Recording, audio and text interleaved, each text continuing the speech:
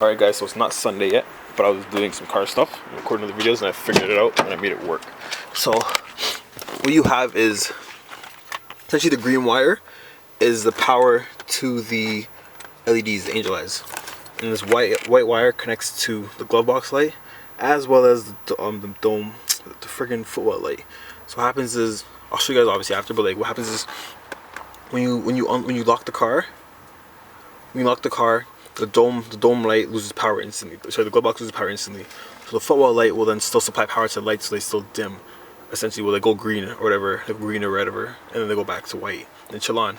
When you unlock it though, it doesn't dim on because the glove box light gets power like that. So it just turns on. But it's good because now it opens up the doors and I can drive with it too because glove box always has power, which is good. So now I can finally start my car, drive it, and yeah, you know, I'll show you guys just now. Anyways, I haven't put my glove box back together properly, like it. Yeah, I'm really liking this a lot. I just gotta pull that wire back into the engine bay, but yeah. So again guys, I'll show you basically. Again, the fog light, the side light's not on, but yeah, so when you lock it, it still dims and has power to it, so that's why it doesn't go to green flicker. You unlock it, it just goes on instantly. But even when I drive, Marco, start the car? So even when you start the car and drive, the lights still stay on because the glove box light's giving it power and shit. You know what I mean?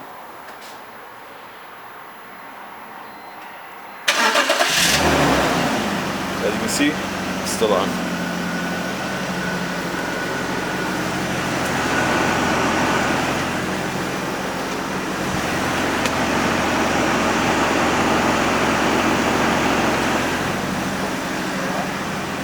But yeah, so definitely happy I figured that little bit out. Yeah, so again, it's not Sunday, but I have some more Sunday content coming like another second. Alright guys, so it's the next day, and we're not actually doing the what I wanted to do yet, which would actually be tinting the taillights on my car and Rose car in there, because with a little issue. Not really an issue, but basically the wiring is still not perfect, of course. I'll explain to you guys what's going on. I'll probably make a whole separate video explaining where my lights have started from and how they are till today, but this is what's essentially going. Why is it so dirty? Hold on. Yeah, that's better, I think. But yeah, so basically I had the main wire, so the green wire, I don't know if you guys can see it, the green wire in the back there is powered directly to, is basically the power, well, the green wire in the back there, basically the power wire directly to the LEDs, the halos or angels, whatever you want to call them. I had main power set up with the footwell lighting, so when I unlocked it, it would dim with it. When I unlocked it, it would just turn on instantly because I also had hooked up to the glove box light because it could get power instantly, so turn on instantly. And then when you turn it off, because that would lose power instantly, turn off, but then it would still dim because of that light gives it power, which is great. So I realized that's the nighttime, and because I forgot that obviously power doesn't go one way, it goes both ways. So because it's going from glove box to there and then back, the power when I'm driving, glove box would be on, which would get power to the lights, which would turn those on, which would always turn my map LEDs on or whatever. So I'd basically be driving around like that at night, so I couldn't drive last night. So took that apart and basically it's either run it through the footwell or the dome, but because like obviously there's other kits out there that give like easier, that have the power, the ground, and the one that goes to the dome as well, to the footwell lighting, but there's no LED kits that I can find, and obviously you can probably custom wire them yourself, which I'm kind of doing. Or you can go with like Fly Riser, where people are who make lights and stuff like that, or headlights, custom headlights, and they can do it for you obviously, because like I want to have it where I have it dims, I can drive with it on, and I also have like a show mode where if I'm just parking the car, I can flip a switch and it turns on power to the lights LEDs directly. So for now, I just went ahead and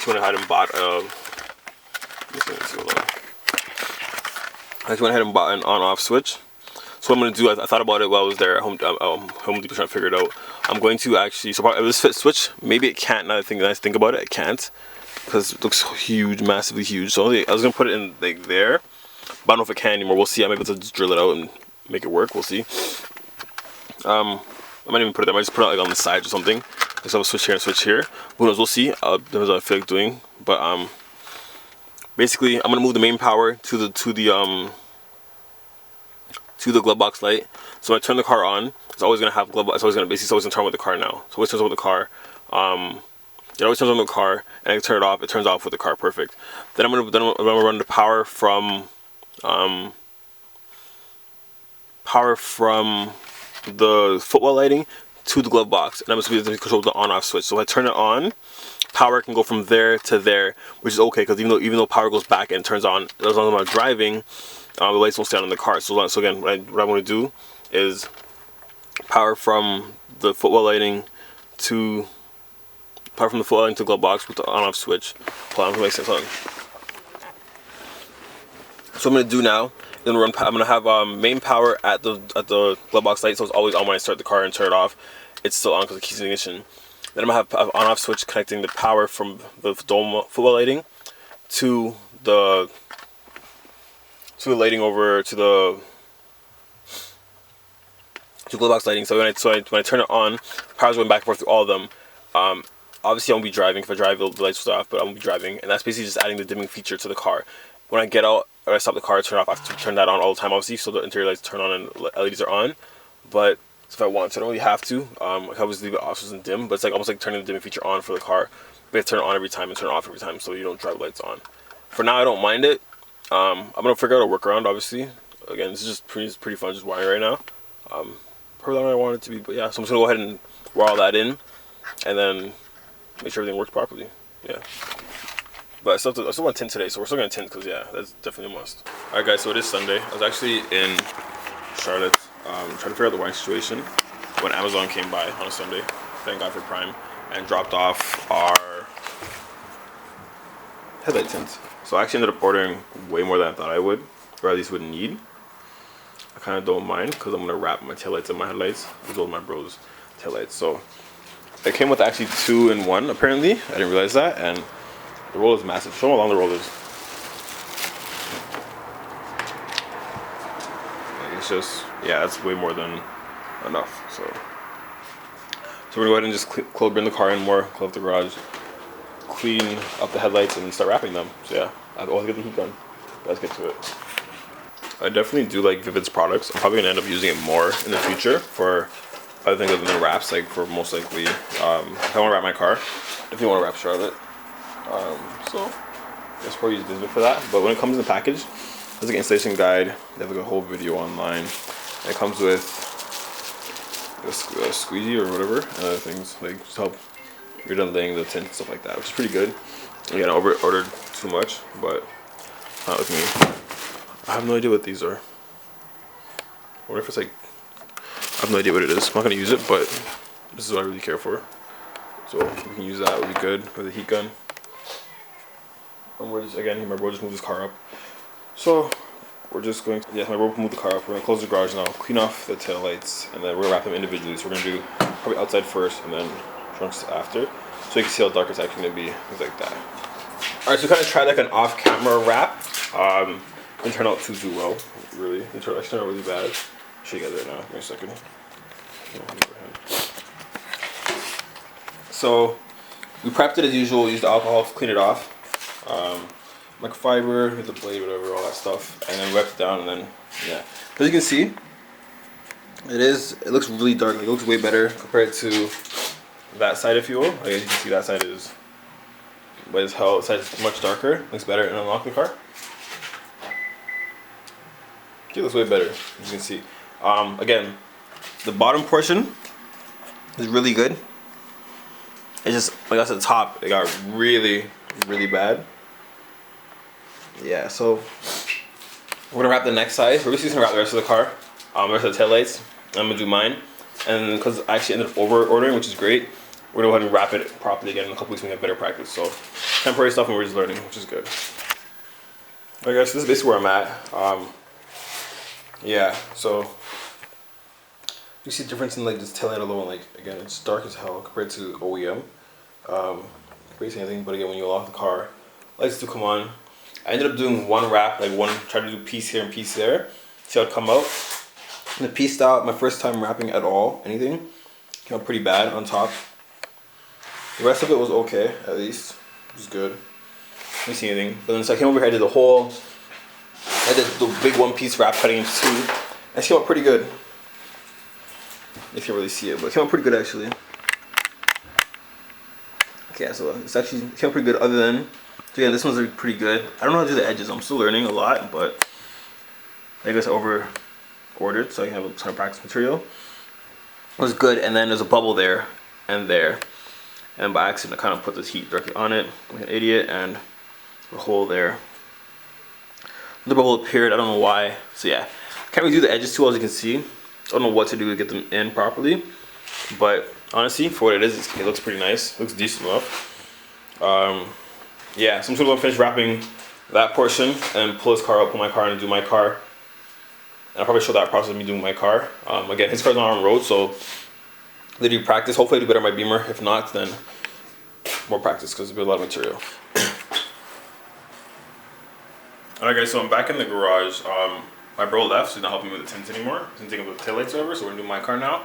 I believe my car should be easier because there's not that stupid point that he has in his. His looks decent outside. I'll show you guys afterwards, but I'm gonna do mine now. And basically, yeah, trunk's messy, don't worry about that. But the only thing I'm worried about is really not even on this side. There's a lip here on this side. You guys can see it. There's like a little lip there. That has me worried for the most part, but yeah, other than that, it's pretty straightforward, pretty simple, pretty flat. So I'm gonna probably start off by cleaning off. I'm gonna do one at a time. Let's clean off here, do this one, and clean off this side, do the next one, then do the lower portion. So yeah, so I'm in here. Alright guys, so when I did the tail lights, these are pretty simple, straightforward, easy. Did I close it? No, he goes it. Yeah, so again guys, it's pretty straightforward, easy. Difference is insane. But again, yeah. It's pretty straightforward. This is flat. Now I'm gonna go and measure the sides and then do them. Hopefully it comes out nice. Again, just the lips I'm worried about here, but I'm gonna lay it halfway to the bottom and work my way upwards. That's how this works really well. It's finding that flat portion, but again, it looks pretty decent again for my first time wrapping, and I'm liking it. I might get into wrapping more often. Who knows? I might wrap a bunch of other shit too. Alright guys, so yeah, I'm pretty tired because it's been a long day of just doing stuff other than this. So I'm pretty tired, honestly, I'm not gonna lie about that. It's pretty good for the most part. Like, it looks decent again. Over here on this side, again, I have the back portion used there, the most part pretty flat. Like, it's pretty good. And then you get to the corners and it gets all messy, but still learning. Still have a lot to still learn actually, and a lot more to do. But again, it looks way better than I thought it would. That's again for my first time. But yeah, car looks, I think it looks better, way better like this. I'm gonna probably go ahead and pull it out. I mean, actually, one thing I'm gonna wrap the front as well. There's the front corners, not the headlights. I know the headlights will be way too dark.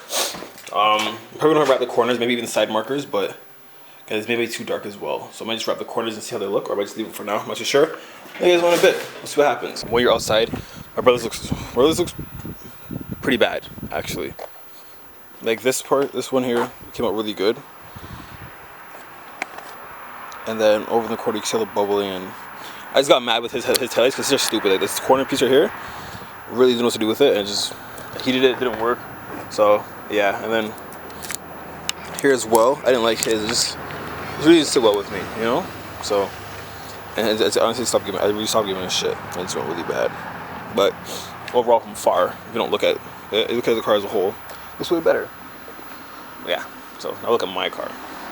So again, my car with it looks really nice in my opinion.